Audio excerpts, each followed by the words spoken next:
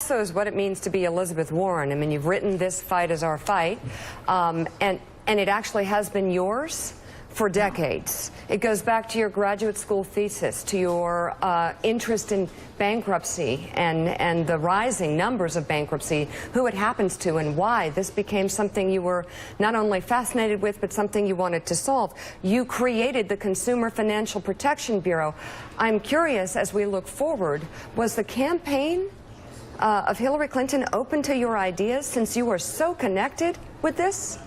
You know, it's a good question, Mika. I'll describe it this way. I don't wait for people to be open to me. I just keep throwing the ideas out there as often and as hard and as fast as I can. You know, look, every chance I got, I stood up and I talked about these issues.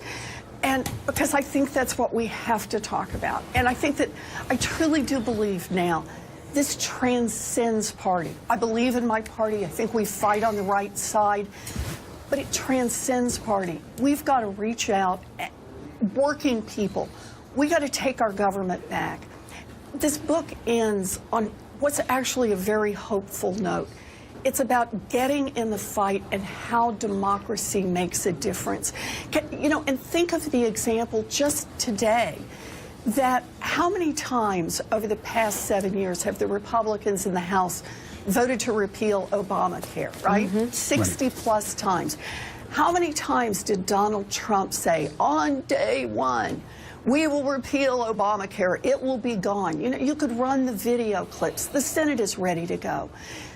So why didn't it happen on day one? And the answer is because, in my view, it's because we got engaged. People got engaged. After Donald Trump was elected, instead of just laying back and saying, well, dang, you know, that's what happened, we said, no, they can't repeal and run. They've got to repeal and replace. And kept up that push.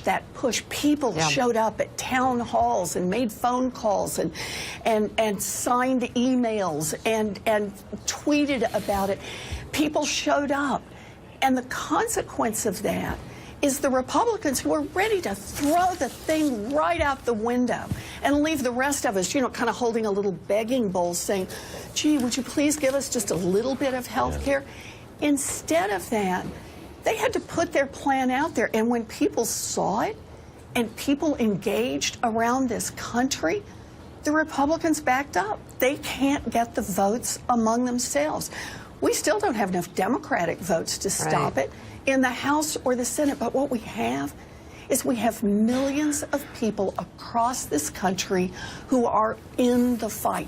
And getting in the fight is what's crucial right this minute. That's why I wrote this book. Mike. Senator,